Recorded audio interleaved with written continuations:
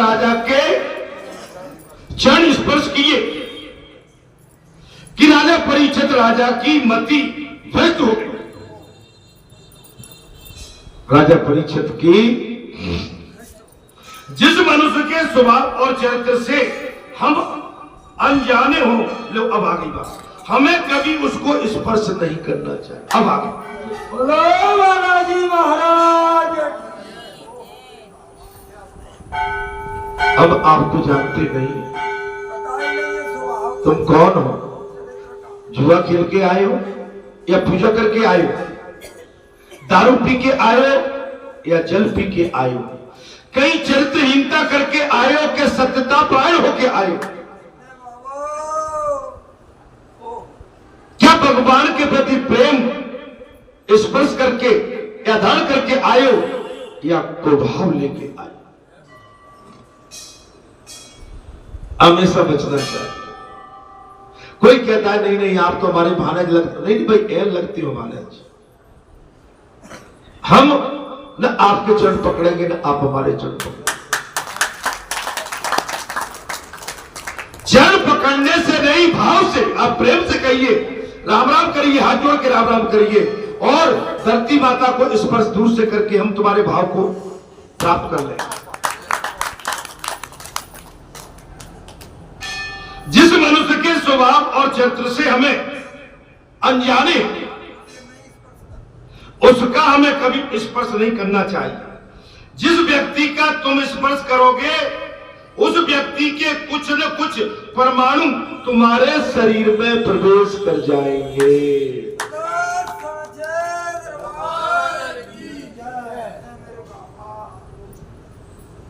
कल पुजारी जी ने कहा XYZ का नाम तो नहीं बताऊंगा, मैंने अमरजीत को ऐसे कर लिया तो मुझे कुछ अजीब सा लगा।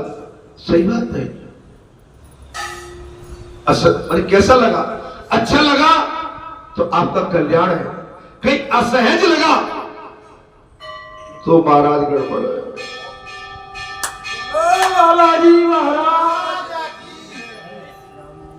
बहुत जल्दी उतावले होके किसी को गोद में उठाने की कोशिश मत करो। पुण्यशाली व्यक्ति के परमाणु पवित्र होते,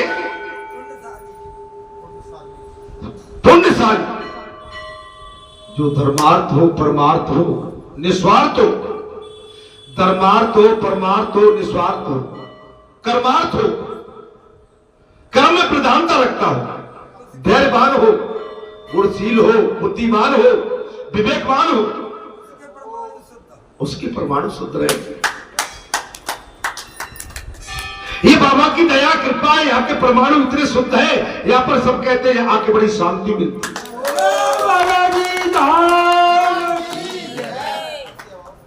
जी आपकी पवित्रता का और आपकी तपस्या का प्रतीक है। अभी आपने कहा अभी भंडारा बना था, बोले बड़ी सुंदर खीर, थोड़ी सब्जी में आनंद आता है, उसमें प्रेम का स्वाद पड़ा है। भगवान क्या प्रेम का स्वाद।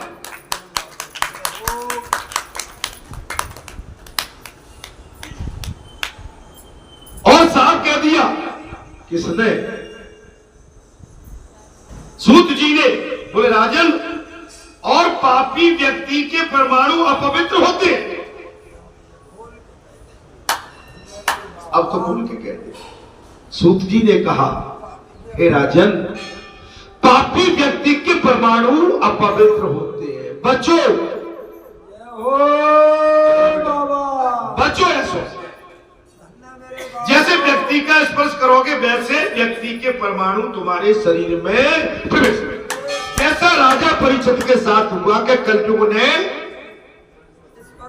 राजा परीक्षित के चरण स्पर्श किए और राजा परीक्षित के अंदर कलयुग का प्रभाव प्रवेश कर गया और उसी समय से राजा परीक्षित भ्रष्ट टाइप के बुद्धि भ्रमित हो गई। परीक्षित राजा ने कलयुग को स्पर्श करने तो दिया, बुद्धि में विकार आ गया। अब तो आपकी समझ में आ रहा है। मैंने आपसे कल भी कहा था कि आप जल्दी बतियाते हो, मत बत। कोई तुमसे कहता बाबा कुछ नहीं, जो प्रसाद चढ़ाओ जाओ, किसी से हमको बतराहट भी नहीं करनी। बोलो बालाजी महाराज। कौन आया, क्यों आया, कहां का आया है? अरे हम हंसन की स्त्री सो भैया, यहां तो जगत आता है, हम जगत का परिचय कहां तक ले पाएंगे?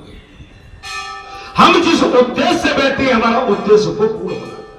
बोलो बालाजी महाराज की। आपको ध्यान हो, मैं व्यासपीठ से बात में कहता हूं बेटा जाओ। अभी तो मुझे भगवान ने कहा कि हमको कुछ सुनाओ, उसके बाद में तत्काल कहता हूं अब जाओ। बहुत से घूमने फिरते आते, मुझे जाते कर छोड़ते नहीं, जाओ नहीं, तुम नहीं जाते तो मैं जाता हूं। हम इसके लिए नहीं बैठे कि बतियाएंगे, अरे बतियाने के लिए हमारे पास नहीं, टाइम नहीं है। हनुमान ते परसा कर प्रभुर की प्रणाम, और राम काज की ने बिना सो कोई कहानी।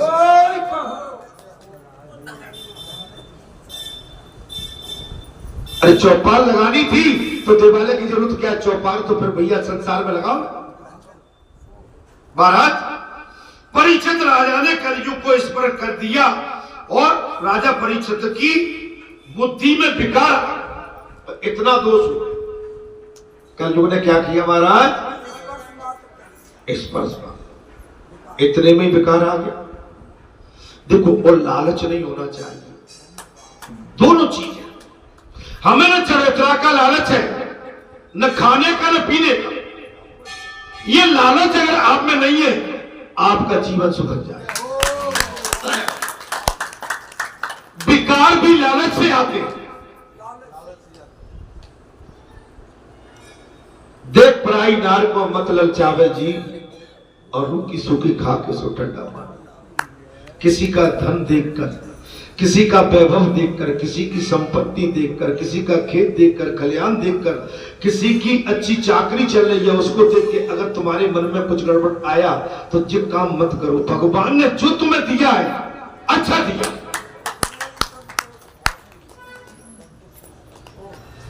जैसा दिया है भरपूर दिया है, तुम्हारी करनी के अनुसार दिया है। तुम्हारी करनी और अच्छी होगी तो मैं आपको वचन देता हूं अगले जन्म में इससे भी बढ़िया मिलेगा।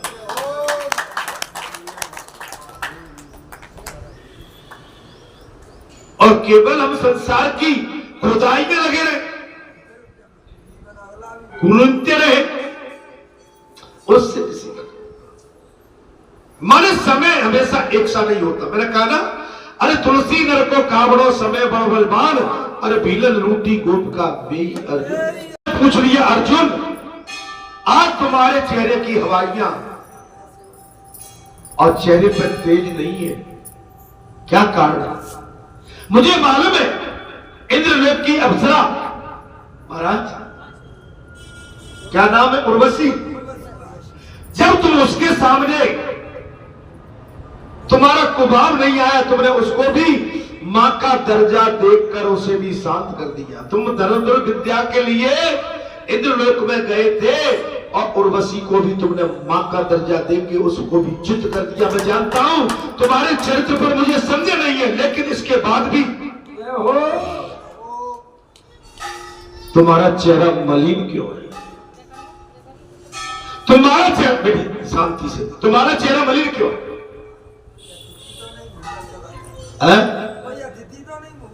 अतिथि भूखा चला गया हो, तुमसे कोई कुभाव, कोई वातावरण बन गया हो, ऐसा भी नहीं हो सकता। अर्जुन से जब बात खुली दी तब का क्या बताऊं भैया, मेरे तो श्री नारायण जो थे, मेरे जो प्राण थे, मेरे सखा थे, मेरे हर पल मेरा ध्यान रखते थे, आज वही मुझे त्याग कर और अपनी दुनिया में चले गए।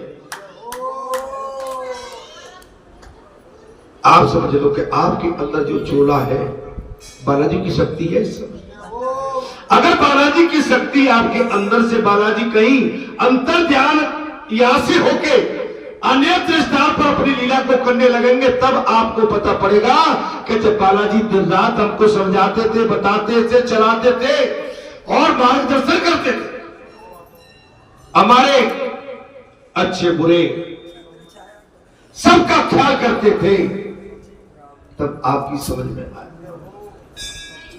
अभी तो आप कहते कि नहीं, ये आपके अंदर जो कुछ कुंठा आ गई, नहीं नहीं हम तो परपक्व हैं, नहीं ये कभी ले डूबेगी आप। जब भगवान आपसे विमुख होके जाते हैं, वृंदावन वासी जब तक कन्हैया वृंदावन में रहे, गोकुल में रहे, उनको साधारण समझ के, ग्वाल समझ के, जसोदानंद बाबा का लाला समझ के पुराने देते रहे, ठुकराते रहे, लेकिन भगवान सबको मनाते रहे, समझाते रहे, अपनी लीला भी दिखाते रहे समय समय पर। लेकिन एक दिन ऐसा आया कि भगवान जब गोकुल वृंदावन से अंतर ध्यान हुए, तब भगवान की जाने की और उनके रहने की क्या वास्तव में आवश्यकता थी, वो समझ गए। अभी तो क्या बोले भैया, घरवाले कहते हैं कि घरवाली के मेरा पति है, भैया कहते मेरे भाई है, कोई कहता मेरा भतीजा है, कोई कहता मेरा मौला है, कोई कहता जित तुम्हारी हमारी, हम सबके लिए भूल है। बोलो बालाजी महाराज की जय। बहुत बड़ी ये लीला लंबी नहीं है। बाबा की लीला को 28 साल हो गई है जाकर, अब उनकी कब तक और लीला चल रही है प्रभु, ये तो मुझे तो मालूम नहीं है। लेकिन हाँ, आज जो बाबा का संदेश आपको पल पल में, पग पग में आपके सन्मुख, आपके कल्याण के लिए, हमारे कल्याण के लिए, सभी के उद्धार के लिए, सभी के विकास प्रगति के लिए, और सभी के संकट को टालने के लिए, और स्वयं संकट मोचन बन के सारे संकटों को अपने सर पे लेके आपको, आपका कहीं दर्द तक आपको महसूस नहीं होने देते। जी आपकी समझ में अभी नहीं, कल आए।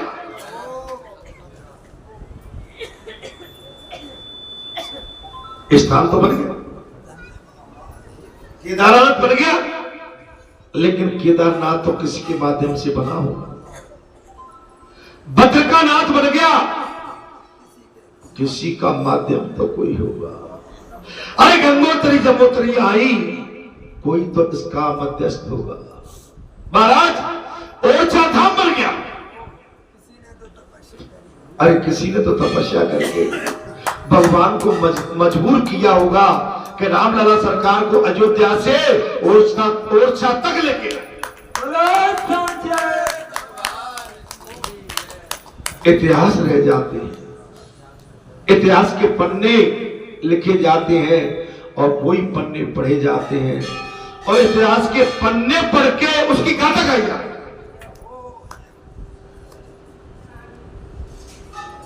आपके घर में हीरा, आपको हीरा की मूल्य नहीं मालूम। आपके घर में पारस मणि, उसकी चमक दुनिया में फैल गई, लेकिन आपने अपने घर में उस पारस मणि की कभी कीमत नहीं समझी।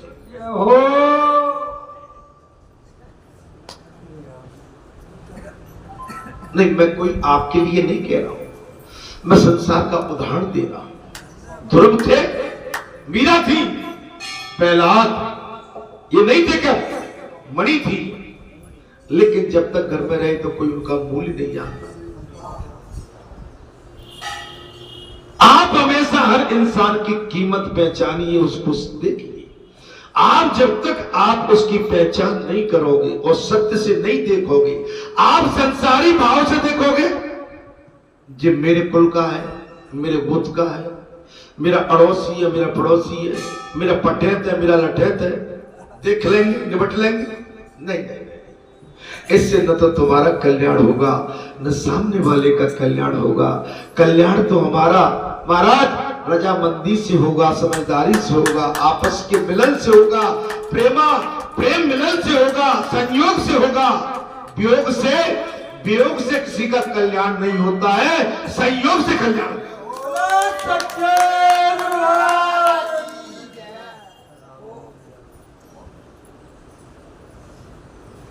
महाराज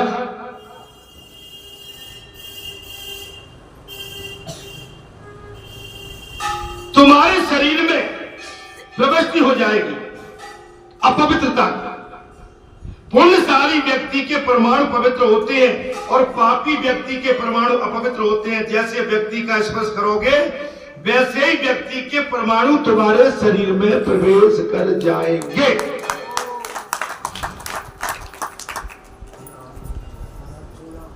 जी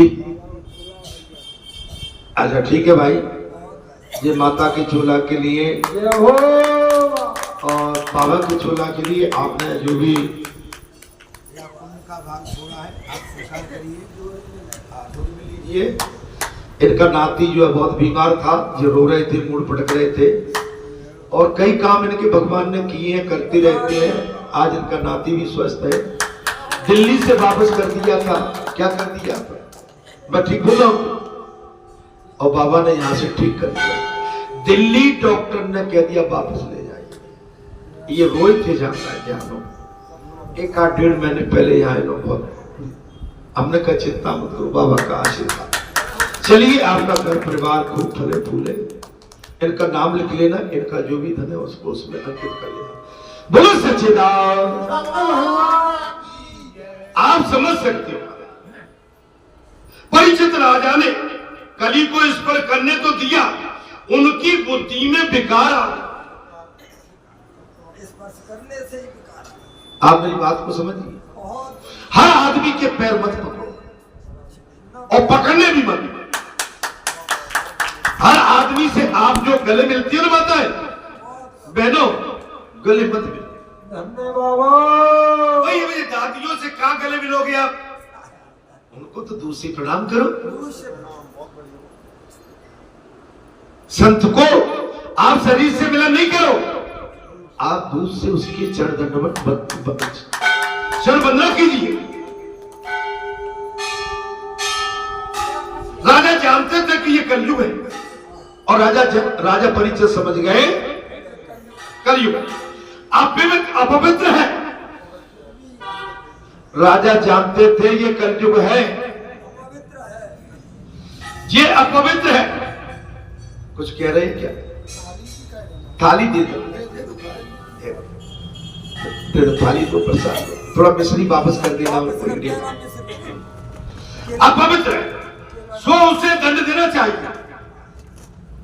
राजा कलयुग जान गए, ये राजा परीक्षित जान गए कि ये कलयुग है, इसे दंड देना चाहिए। दुष्ट को दंड देना राजा का धर्म है।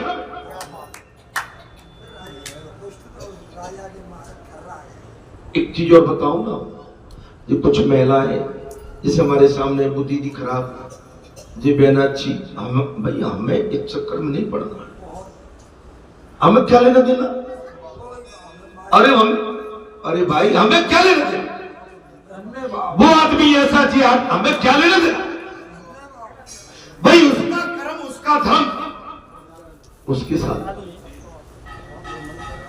हम इसके लिए नहीं बैठे जहां पर हजारों मेरी माताएं करोड़ों आ गई होंगी, लाखों, जब से 28 साल से लाखों माताओं का आदान प्रदान।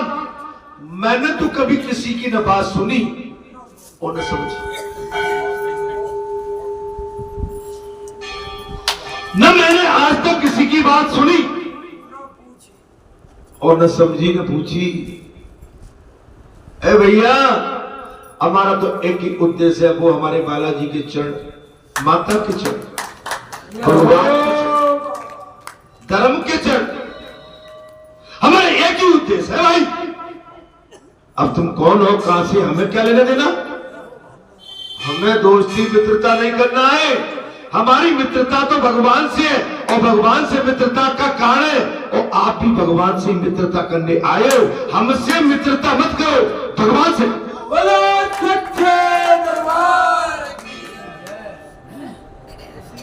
कोई कह के ये खास है, इनकी सिफारिश आज व्यासपीठ से कह देता हूं, मैं सिफारिश किसी की नहीं मानता, मैं सत्य की सिफारिश मानता।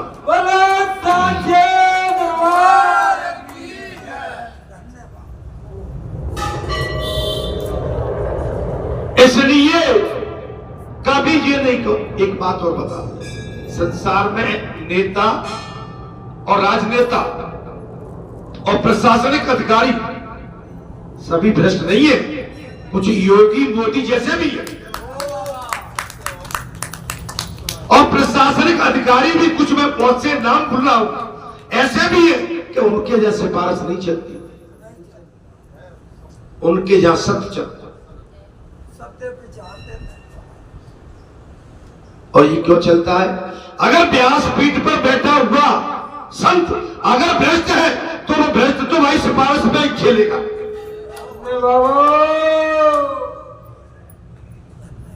मेरी बात समझ में आ रही?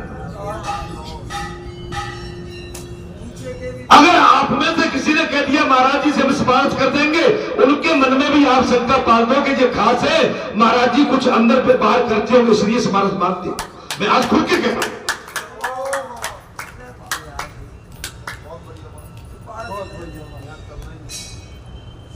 भाई सत्य जो कहेगा सो करूंगा और मैं समझ के करूंगा। भगवान मुझे बालाजी प्रेरणा देंगे, मैं उनकी प्रेरणा से ही अपना निर्णय दूंगा, मैं किसी के कहने के अनुसार अपना निर्णय नहीं दे पाऊंगा। बालाजी सरकार की।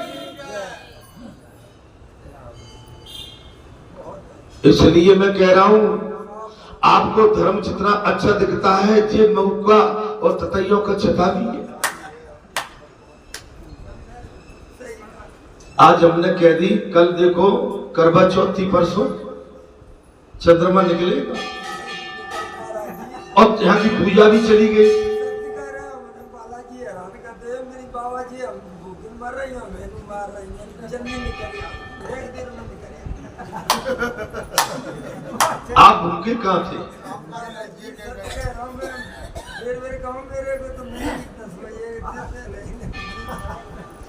मेरा आपसे अनुरोध नहीं है, मेरा आशय ये है कि हम कुछ विचार अपने थोड़े से संयमित नहीं रखेंगे।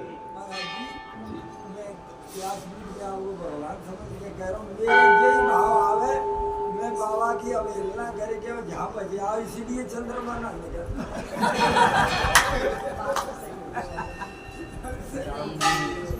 नहीं, मैं आपसे नहीं कह रहा हूं, मैं तो कल भाई आपके लिए अलग थोड़ी निकलने थे। वहां तो कई पतिव्रता नारियां बेचारी बैठी थी, मेरी माता बहन बैठी, और मैंने कही ये तुम्हारे पति है ना, ये बहुत इधर उधर जो है बस लटका दीजिए। समझ में तो आ गई सबकी। और देखिए 3:30-4 बजे मौसम खराब होके और रात भर में साफ और कुछ भी नहीं है।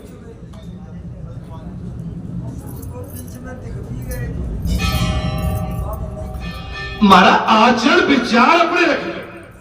अगर हमने धर्म के स्थान पर हमने कोई संकल्प ले लिया, अगर हमारे गुरु ने हमसे कुछ कह दिया, हमने उसको मान्यता दे दी, तो अब वो पत्थर की लकीर है, चाहे मरे या कटे, हम तो केवल यहाँ के पहरेदार।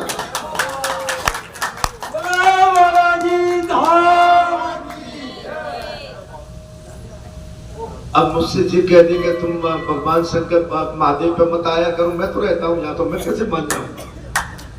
भाई तुम रहते हो अपने लिए, मैं जाता हूँ अपने लिए।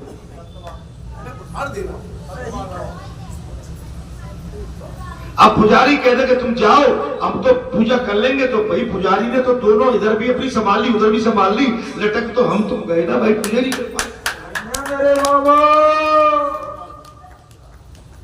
मैं कुछ गलत बोल रहा हूँ? सत्य का है। हाँ, पुजारी का आहार लिया, भोजन लिया हुआ अगर आपके पेट में आ जाए तब मैं चमत्कार समझूंगा। जो पाएगा, जो करेगा सो पाएगा। कथा में महाराज की बात आ गई, राजा जानते थे कि ये कलयुग है, मैं इसलिए कह रहा हूं आप नहीं, आप पर कलयुग का पहरा आ गया। क्या आ गया? आप पवित्र है सो उसे दंड देना चाहिए और दुष्टों को दंड देना धर्म है। फिर भी उन्होंने कलयुग के प्रति दया जताई, दंड देने के बाद भी दया, फिर भी उन्होंने कलयुग को दया जताई। उन्होंने कलयुग से कहा तुझे मारूंगा नहीं, किंतु तू मेरे राज्य की सीमा से बाहर चला जा। तुझे मारूंगा नहीं, मेरे राज्य की सीमा से बाहर चला, मेरे राज्य में तेरे लिए कोई स्थान नहीं, मेरे लिए मेरे राज्य में तेरे लिए कोई स्थान नहीं।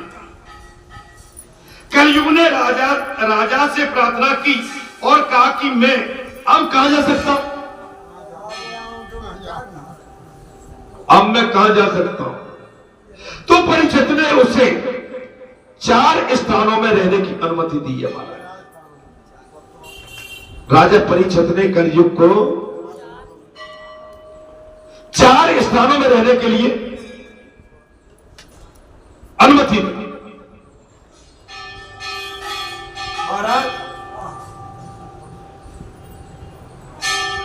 बोले धूत, मदरा, नारी संग और हिंसा, इन 4 स्थानों में क्रमशः असत्यम, मध्यम और असक्तम एवं निर्दयता के ये 4 अधम रहते हैं, और मैं तुझे इन 4 जगह रहने के लिए अनुमति देता हूं। देखिए, राजा जानते हुए भी फिर भी दया कर दी। आपके बालाजी धाम में कई ऐसे उदंड आ जाते हैं, संत के रूप में आ जाते हैं, बेरूपीय बन के आ जाते हैं, और यहाँ इनसे पुजारियों से या यहाँ के रात के सेवादार से कहते हैं कि हमें यहाँ रुकने के लिए स्थान दे दो। लेकिन यहाँ बालाजी कहती है, खबरदार, किसी भी अनजान आदमी को यहाँ रुकने की अनुमति कभी मत देना।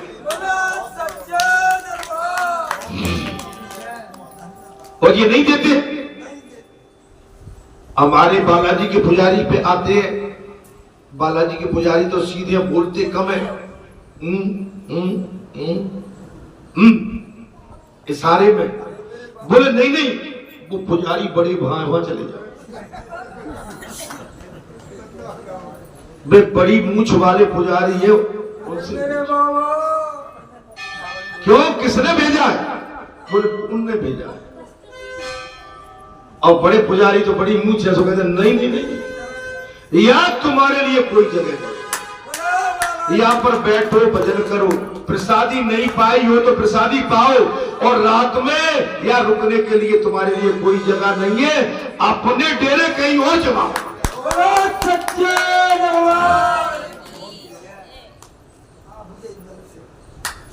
ये होना चाहिए भाई। अपरिचित एक चीज और बता रहा हूं, अगर वो पति पत्नी है, लेकिन ये भी जरूर नहीं है कि वास्तव में पति पत्नी है। अब रात में कोई बेरुपया बन के आ जाए कि हम पति पत्नी है, बिल्कुल मत रुकने।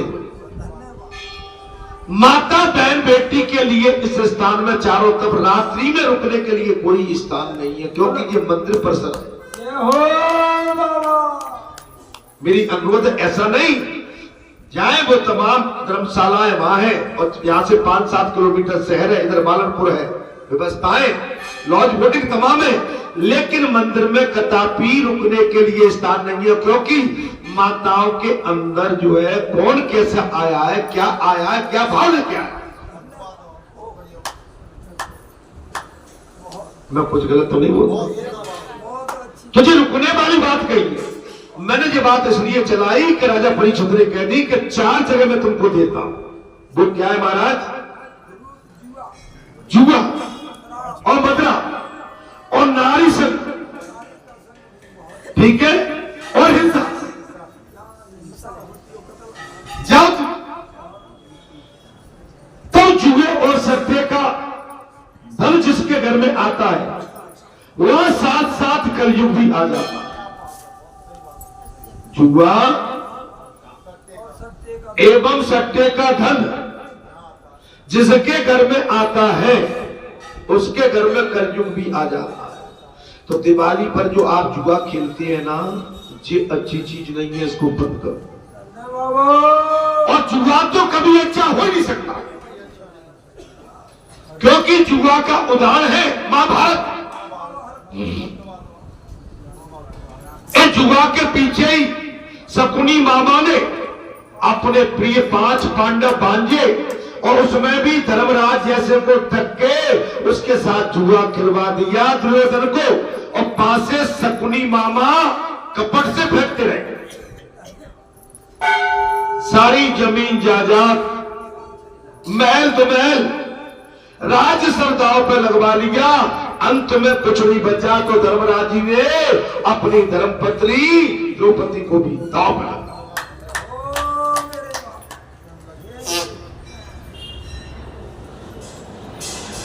और ये है कलयुग। महाराज क्या है, कथा अच्छी लग रही है कि नहीं?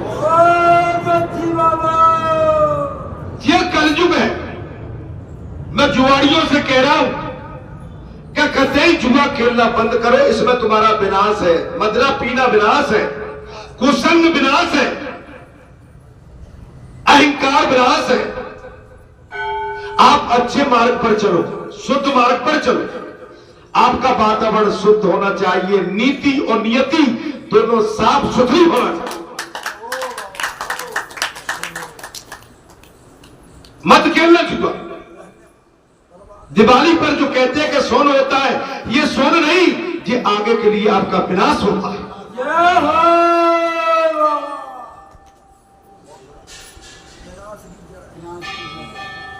मधुशाला में सभी लोग मदरा नहीं पीते, कुछ देखने वाले भी होते हैं, लेकिन पीने वाले गिलास में कहते हैं ले पीता, नहीं नहीं, अरे पी ले, नहीं नहीं, फिर कहता देख एक घूंट लेके तो देख, एक घूंट लेता है और वो ऐसे नाक बंद करके ऐसे करता है।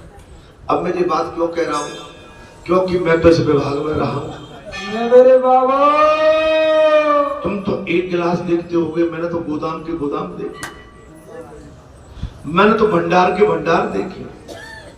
जैसे भंडारे भरे रहते, मैंने फैक्ट्रियां देखी है महाराज, लेकिन वो एक घूंट उसके लिए जीवन भर के लिए, एक घूंट नहीं, वो 50 घूंट के बराबर हो जाता, बर्बाद हो जाता। जुआड़ी, आप जुआ देखते हैं, एक दाव अच्छा लगा डाल ले भैया, तुम नहीं नहीं मैं नहीं करूंगा। अच्छा तू एक काम कर, 100-25 रुपए का ही दाव लगा दे। पहले लालच में फंस गए, 10-25 रुपए के बाद उसमें अगर 100 रुपए वापस आए तो उसने कहा तो अच्छा काम है,